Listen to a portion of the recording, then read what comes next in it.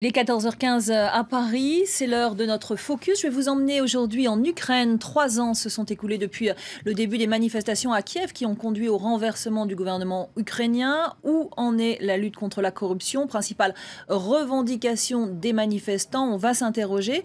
Alors depuis peu, tous les fonctionnaires, même au plus haut niveau de l'État, doivent déclarer leur patrimoine en ligne. L'idée, c'est de dénoncer ceux qui se sont enrichis illégalement. Et vous allez le voir, cela suscite beaucoup de réactions. Regardez ce reportage signé Gulliver Krag.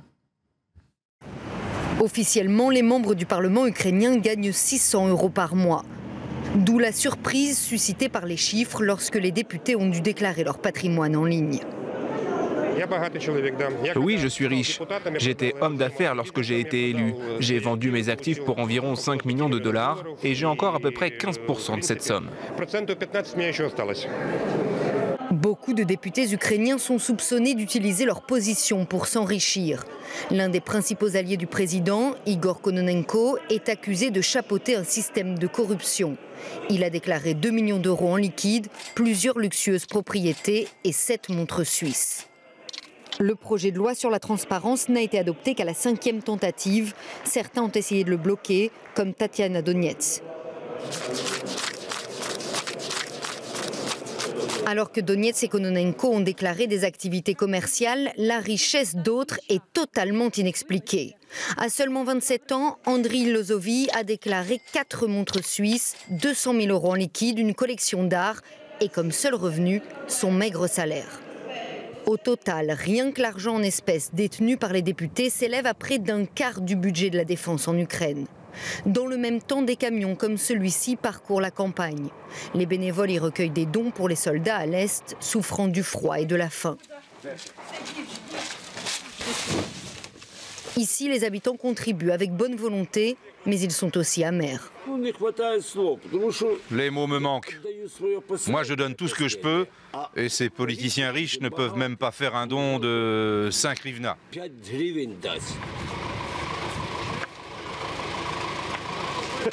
Ils devraient être menottés et envoyés en Sibérie. Vous voyez ce que je veux dire? Ils ont volé tellement et ils ne financent même pas l'armée correctement.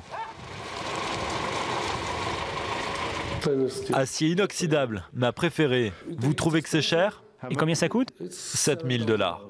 Vyacheslav Konstantinovski n'a pas de problème à faire étalage de sa richesse parce que, selon lui, il a fait sa part. Il affirme avoir donné 1 million de dollars à l'armée et a même combattu pendant 2 mois sur la ligne de front avant d'entrer au Parlement en 2014. L'ancien banquier a encouragé les inspecteurs anticorruption à enquêter afin de prouver que son argent a été gagné légalement. Je veux que les gens comprennent que je ne suis pas un de ces gars qui les a arnaqués, qui les a volés. Et je veux qu'ils le comprennent le plus vite possible.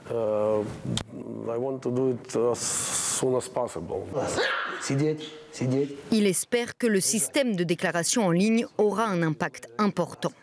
Les e-déclarations, c'est une révolution.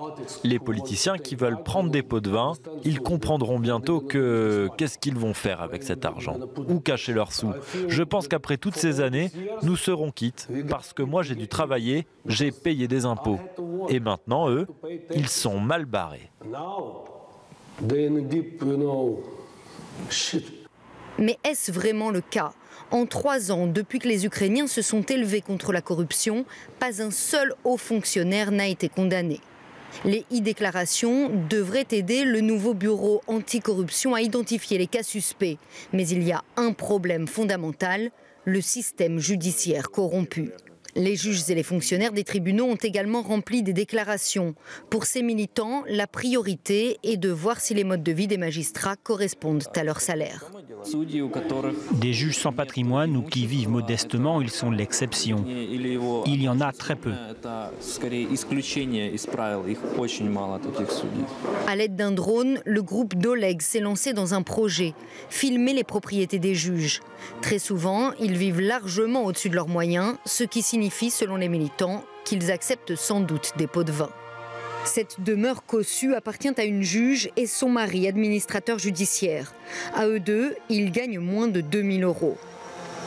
En entendant le drone, il est venu nous donner une explication. simple selon lui. Personnellement, je suis très doué de mes mains. Et maintenant, ce que j'aime faire, c'est construire. Je construis, je n'achète pas. Donc le gars, il travaille toute la journée et puis la nuit, il se construit une maison. La situation est absurde. C'est évident, il ne dit pas la vérité. La réforme judiciaire est en cours en Ukraine, mais cela prend du temps. Le nouveau procureur anticorruption du pays est frustré. Il craint d'envoyer des affaires devant des tribunaux qui ne sont pas capables de les juger. Le bureau de lutte contre la corruption enquête. Le bureau du procureur anticorruption fonctionne bien aussi. Mais le tribunal est corrompu. Donc tous ces dossiers peuvent échouer. Nazar Holodnytsky, comme d'autres, considère que l'Ukraine doit se doter d'un tribunal spécialisé pour les affaires de corruption avec un personnel indépendant. Mais pour le moment, le gouvernement n'est pas convaincu.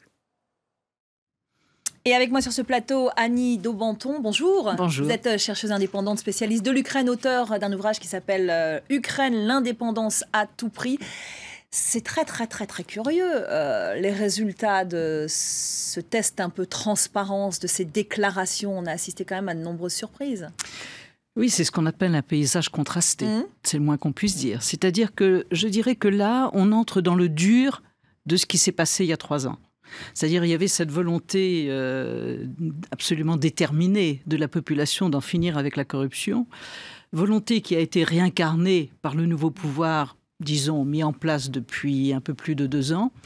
Et maintenant, cet effet de la transparence absolument vital pour la société post-soviétique dans laquelle se trouvait ce monde-là, a des effets formidablement éclairant et en même temps pervers. Éclairant Pourquoi parce pervers? que on a la population a face à elle la vérité de ce paysage. Ouais, la photographie C'est-à-dire du paysage politique. la disproportion, les enrichissements antérieurs, etc. Bon, pervers aussi parce que cela provoque aussi...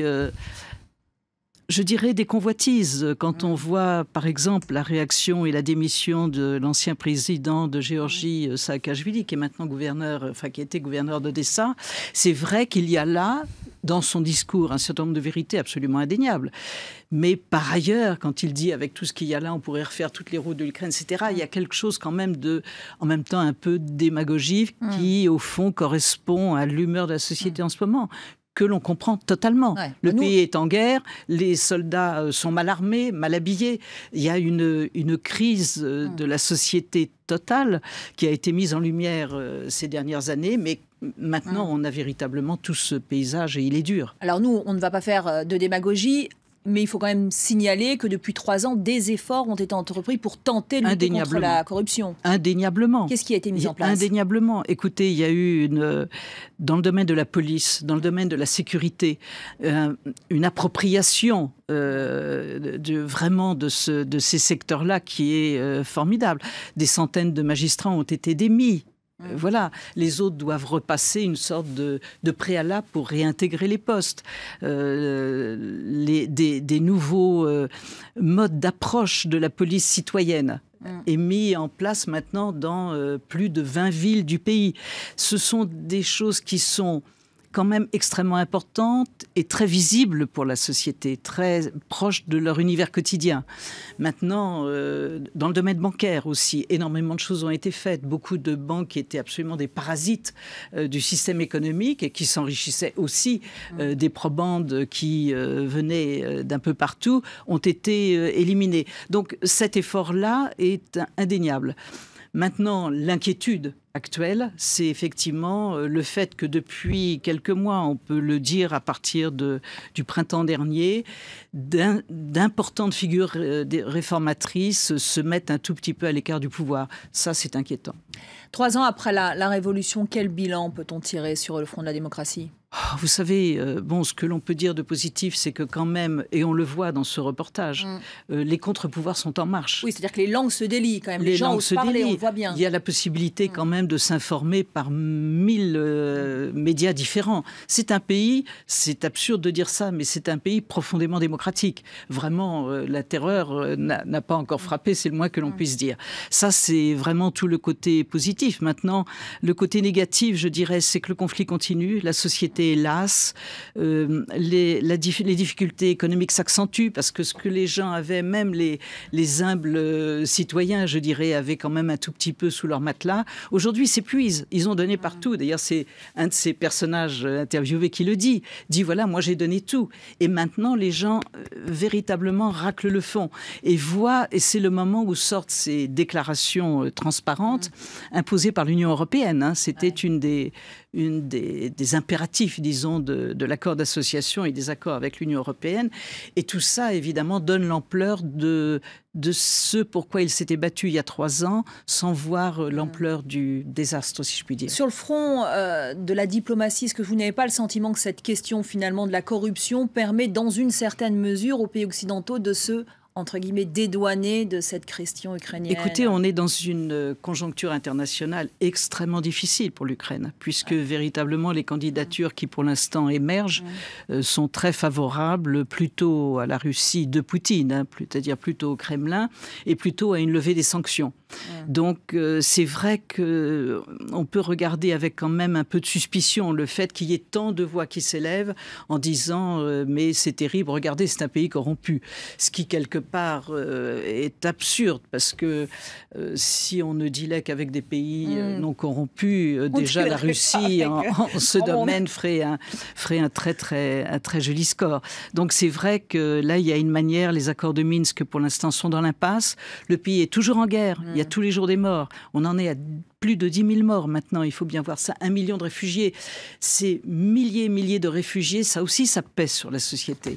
Et tout ça, évidemment, donne cette tonalité en gris que vous avez mis en relief. Merci beaucoup Annie Dobonto pour votre intervention.